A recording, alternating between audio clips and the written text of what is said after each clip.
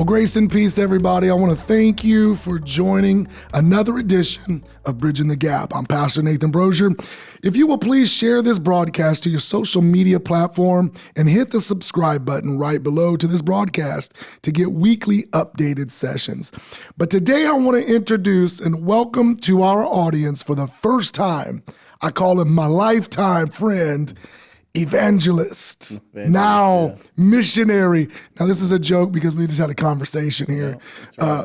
Christopher Gregory, who currently lives in Muncie, Indiana. Now, Brother Chris, thank you for joining us today on this week's podcast episode. Well, it's good to be here. Hey, it's a pleasure. I know if you're not sure who Pastor, or I'm gonna call you brother, because you're my brother in Christ. Yeah, that works. Yeah. My brother Chris, I mean, he's everywhere. He's on Facebook. You have a great following. We were talking about it before the session. Yeah. And a lot of people love hearing what you have to say. And so I've always known you. I mean, I've known you as my whole life. Small plug here. Me and his mother, our mothers were best friends growing up. So there's always been that connection. I believe you went to a Christian school alongside with us for a while, for a season. Yes, season. A season, yeah. That's a good word. So I remember you playing basketball, my brother Bill, with Bill and Brian. And something like that. And those were many moons ago. Yeah, you call it basketball. Yeah. You were just filling a spot. I was just filling, a big spot, Well, that's great. Now, our viewers may not be aware, but again, we've been lifetime friends. We've been, I can call people, I've known him for 15 years, 20 years, but I've known Chris and Ivan as long as his brother Ivan, as long as I can remember. So it's a pleasure to have you on the show. But Chris, you have been in many places across the United States, to say the least, and throughout the world over your life. Talk to us a little bit about where your journey began and tell our viewers about your upbringing. It's like, where do we begin? Right. It goes back to what we were talking about earlier. Yeah, we grew up together. I go back even before you were born, Sure. This kind of, the age, just kind of reminds me of the age right now. For our viewers, he's 8 years old. And I'm now past the 54 mark, and I'm like, really? Yeah. You just wake up one day and you think, where'd that go? I was just 25 just a few days ago. Yeah. So it's interesting. No, I like you grew up in Muncie and went to church. I would say 90% of my life was evolved around church. Back in the day of 8th and High. You remember 8th and High? Yes. And Arlie Petrie. So that goes back to that time. I think it was in 1971. I was 8 years old. That was the time that I first gave my heart to Christ. So that's 8 years old. That's been a while. Yeah. I've slept since then. Yeah. I was just born when you was 75. Yeah. So you were telling me, so tell us a little bit about how that journey. Now was your parents in and out of church, or was they in church? Who were some of your influences that really pushed you in that area? Yeah, I was very fortunate to live in a Christian home. Mom grew up, her mom and dad, my grandparents, were not Christians at that time. They didn't come to Christ until my grandfather was 88 when he came to Christ. He died 2.5 months later because he had cancer. My grandmother, she came later in life, and she died when she was 94. Oh, wow. But they were good moral people. Sure. But they just didn't know the Lord. They just didn't know Christ. Right. But Mom had she gave her life when I think she was 14 or 15. Because your mom and my mom were good friends at that time. And so she reared me. Funny thing, I tell my wife about this. When I was born, my mom, it goes back to those days where you get into trouble and your mom's like, I almost died because of you, But in this case, it was true. Oh, wow. Because I was supposed to die. Wow. My mom almost died having me. It was a very unique experience for both of us, you know. And it goes back to, if I could relate it to a biblical character, it would be Hannah. Okay. Here's the similarity or the insincerity between me and my brother. And that is, my mom gave me, when Arlie came to the hospital, prayed, and I think another pastor had come, and at that time, another preacher. My mom gave me to the Lord. Okay. And she said, Lord, this is my firstborn. Use him, you know. And it's so ironic when you look at my life and you look at my brother's life. Love my brother, but he is he's in the secular world. He owns his own business, and here I am in ministry, evangelism, and world missions. And it's so odd, because there are times where, like, Mom, why'd you do that for? You know, I mean, I could have did this. I could have did this. But that sacrificial, a moment of sacrificial giving, where my mom said literally, Lord, use him for this purpose. And that literally changed and patterned my life. Wow. I can point different areas of my life where I should have or could have went this direction. But God said, no, I'm taking you like Samuel, and I'm going to do this. Awesome. Yeah.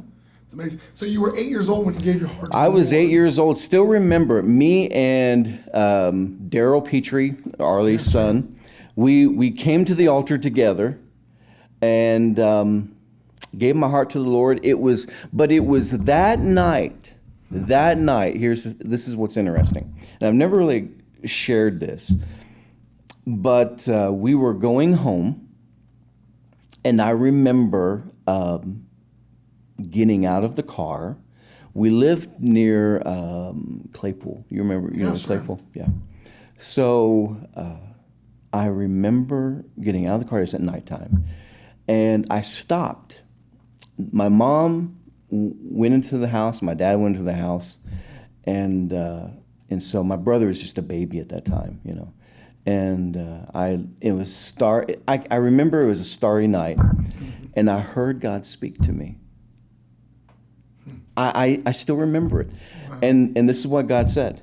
He said, if you are faithful and you do what I've called you to do, I will use you to reach nations for me.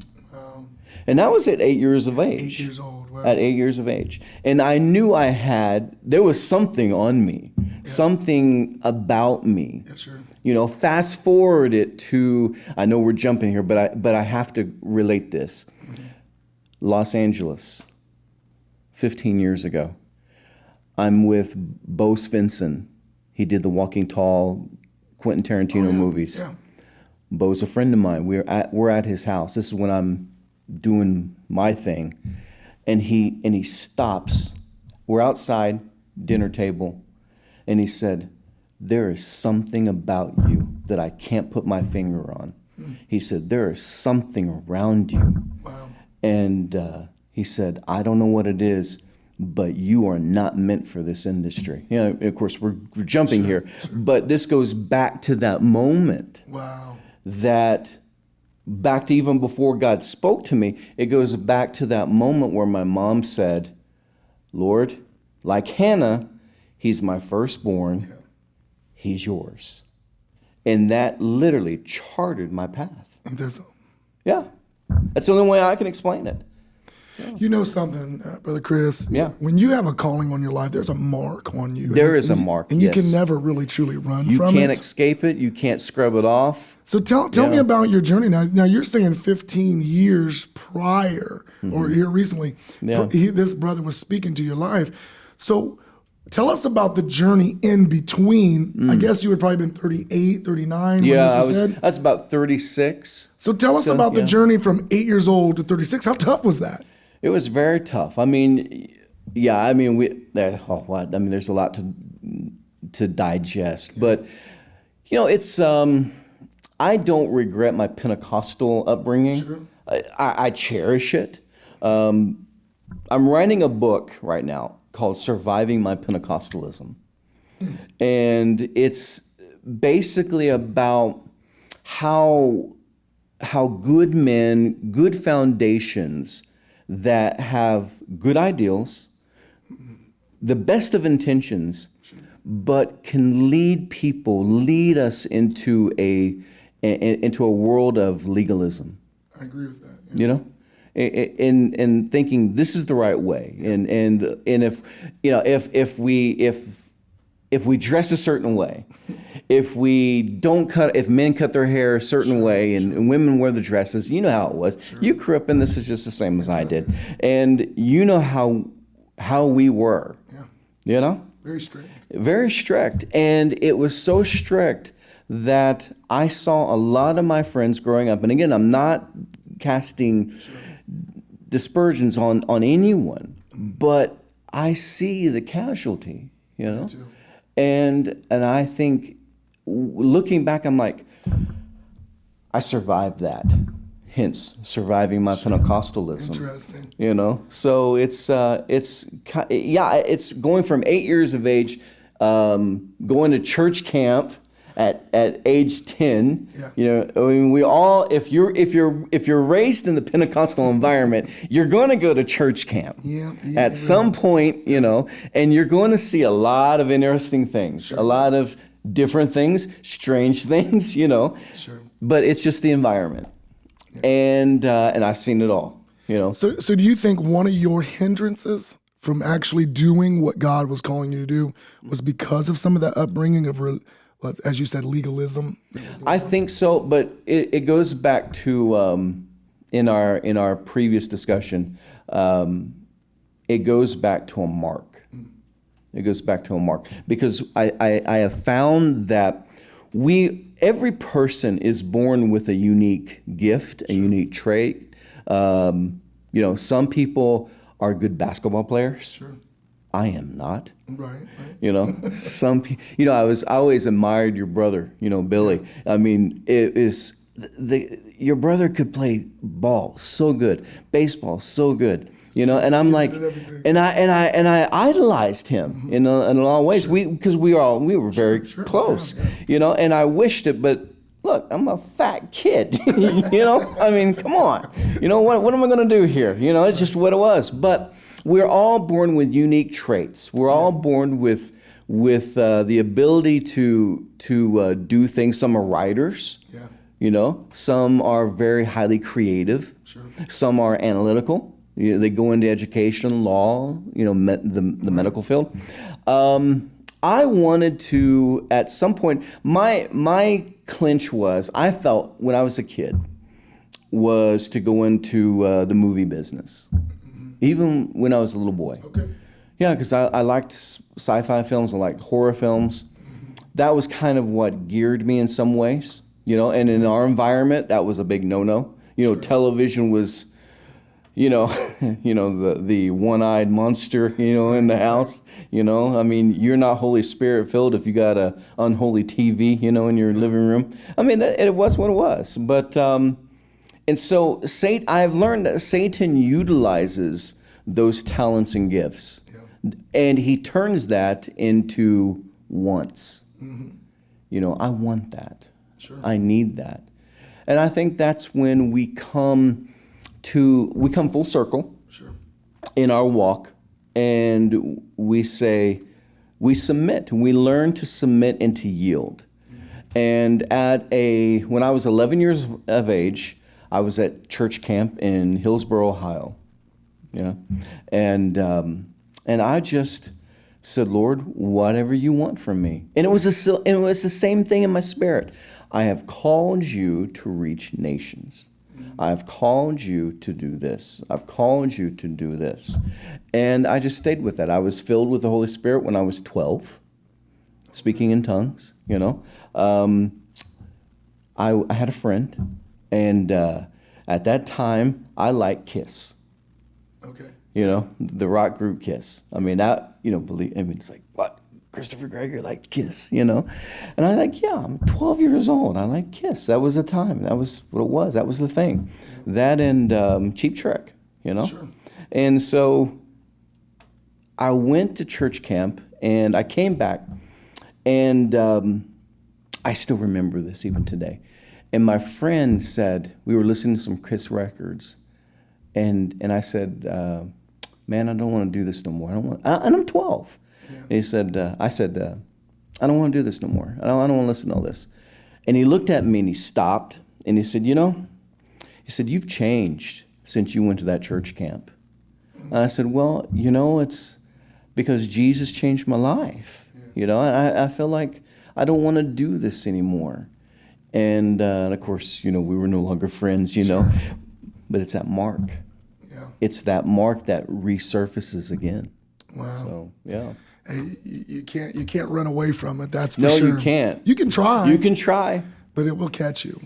And so, one way or the other. One way or the other. Yeah, that's true. One way or the other. One way. Yeah. Well, Chris, I know that you just shared with us a little bit about how God called you into ministry and started dealing with you at a young age. Kind of tell the audience how God speaks to you personally. And you mentioned when you were 8, God spoke to you that night after you were saved. And then here when you were 11 and 12, how God speaks. How does God speak to you even today? Is it very similar? It's very similar in a lot of ways. It goes back to I don't know how else to explain it.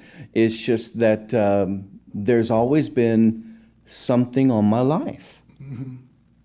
Something has always been on my life in that regard. Case in point, I am 14, and we were at my grandfather's brother's funeral, and I'm sitting there. I'm 14, sitting there with my mom, my grandmother, and I won't mention her name, but and so with her, his wife, and I heard a voice speak to me and said, in 3 days, she's going to die, and they're going to find her body. Just as like I'm talking to you, audible. Wow. And I'm like, what? And again, the voice spoke to me again and said, she's going to die. They're going to find her body. 3 days later, they found her body in the trunk of a car. Oh, wow. Stabbed 14 times, shot, made news here in Muncie. And that is something that type of, is it a prophetic gift? I mean, it's just what do you do with that? Right. You're 13, 14 years of age. What do you do? And here's the thing. In my case, there is no one to really go to to really help you understand this process. Because even in our environment, in the church, even though we were Pentecostal, in many traits of traditional Pentecostalism, we spoke in tongues, but we didn't prophesy only on certain occasions. Your uncle, Bob, now I remember him he'd rock, and then and I'm sitting back. God's about to release. God is about ready to release something, and he'd say something, and you knew that, but that was the extent of it. And what do you do when you're 13, 14, and 15, and you're going through what every teenager is going through, and confusion, and no one is there to really guide you. And that's kind of it's unfortunate that we're in that position. And it took one pastor. I had 3 pastors in my life that were foundational. And AG Pageant, you remember AG? My other uncle. Yep. And I've never shared this, so I'm sharing it with you. All right. And of course, everyone, AG prophesied over me. I have never known AG to prophesy. Yeah, I can't say I have never known him in that short period of pastoral work. I've never known AG to prophesy. Yeah, it's something to think back on, But I was in the principal's office. I got in trouble at school. Okay. Here I am, 14, thought I knew everything. as every 14-year-old does. And he said, I don't know what it was. He was going to whip me. The paddle. A lot of spanking at that time. A lot of spanking. And he stopped and he looked at me. He said, I ought to whoop you. Going back to that terminology, Yeah. He said, I ought to whoop you. But he put that paddle and closed the desk. And he said, Christopher, he said, God has got a call on your life. And he said, I'm prophesying to you this. He said, God is going to use you to touch nations. The Lord has called you. The Lord has put his finger on you. The Lord is going to do these things in your life if you just trust him. And you're 14 and you're filling up with all this. And this is what I said. I said, I am not doing that. He smiled. That AG smile. And he didn't say a word to me. He just smiled. He smiled and gave out a little laugh. It's like, boy, you don't have a clue yet, because you can't outrun what God has called. Wow. And it's that trend. It goes back to that first moment where my mom said, "He is yours. He's yours." And there are even today there are times where I'm like, Mom, I'm 54, and I'm like, I could have did this. I could have did that. I could have went here. I could have tried and probably succeeded. But when God has something in store, when God has his hand on you, and I've learned this too, God doesn't always do that with everyone. Right. Many are called, but few. That's right. But only a few that he specifically chooses. That's right. So I felt honored in that way. I do. I feel honored in that way. For sure. Because I look, even with my brother, because we're blood brothers, love him to death, but you can clearly see where God has blessed him. Sure. God has blessed my brother with a business and with the ability to do what he does, and he's got a wonderful wife and his daughter Ava. God has blessed him, and we'll get into this later. But wow, my life, where I've been, what I've touched, who I've been with, in that regard, almost 28 countries.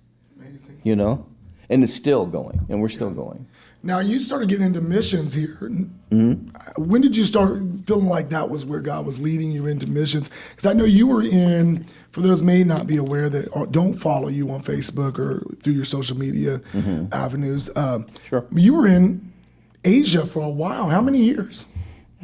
China specifically, 10 years, yeah. 10 years. Actually, now over 10, yeah. And that's where you found your wife Ruth. Yeah, that's where I found Ruth. She found me, or the God. Yeah, it's, again, God thing, because it was so, I don't think we have enough time to go and do all of that. But I've never, this is going to be ironic with you, when I say this, I have never considered myself a missionary. I just haven't. I guess I'm like, a pastor recently, he said, what do I call you? Do I call you pastor? Do I call you prophet? Do I call you apostle? I said, just call me Christopher. Right. I'm just a man, I know what God has called me. Sure. And that's all that matters. That's all that matters. And, but no, I was actually I was involved in another relationship. This is before I went and did my third year in China. I was going back and forth, spending a lot of time in China. And the Lord spoke to me. And I know we're just kind of jumping back and forth, but the Lord spoke to me, woke me up about 3:30 in the morning. That's what God does with me. He wakes me up early in the morning and speaks to me. And the Lord asked me a question. And God said, do you trust me? And I said, well, Lord, You know I trust you. Yes, Lord, I trust you. And nothing. So I didn't feel an urgency to pray. I didn't feel a desire to pray. So I went back I laid back down, and the Lord spoke again. He said, son, do you trust me? Do you trust me with your whole life? And I said, Lord, yes, I trust you with my whole life. And the Lord said, sit up. And I sat up. He said, the person that you are dealing with right now is not for you. It's not my will. He said, I've reserved someone for you in China. And I said, but Lord, I don't want, I don't even know I want this. And the Lord said, it's my will. It's what I want.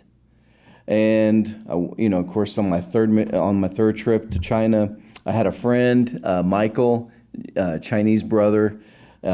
He called me one night because I was traveling many different regions, provinces throughout China. He said, Chris, we need to go and see Sister Ruth. I said, I don't want to see Sister Ruth. I said, she's probably some old woman, and I really don't I don't have time to do that. And, but then the Lord urged me. The Lord said, you call him back and you go. And so I went. It took 3 hours by train to go where we were going. We got there, we're at this little restaurant, and he said, Sister Ruth is coming. And the moment she came and she sat down, I heard the Lord speak to me and said, son, this will be your wife. Wow. Yeah. And I'm like, but Lord, I don't want to marry. I'm not looking for a Chinese. And the Lord said, Chris, son, this is my will for you. And the Lord dealt with her as well with me. Okay. Yeah. Was she looking as well? No. Okay. We weren't looking in that regard. Okay. But the Lord gave. I would ask her often. I said, Ruth, what did the Lord say to you? And the Lord said, she would say, well, the Lord dealt with me about you and gave me a dream about shoes. And she said, and that there would be opportunities to go and do the work, And she said, I saw you in a dream. And she said, God said, Ruth, it's not your will, it's my will. For this is my purpose, my plan for you and for him. Okay. So and it just kind of. And how many years you been married now? 7. 7 years. Yeah, wow. She has to remind me because I honestly, it's like, sometimes, That'll get you in trouble. That'll get me in trouble. I've been in trouble. Yeah.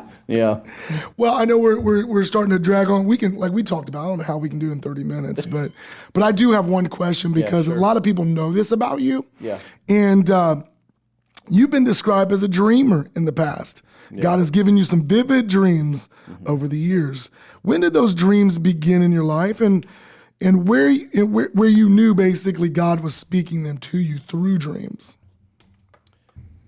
It comes back to relinquishing my will to his will, and my wants, because like I mentioned this before, I want to be a writer. I sold my first screenplay to a company in Los Angeles, and that's where I thought I was going to go, but the Lord stopped everything and said, no, you're going here. Yeah.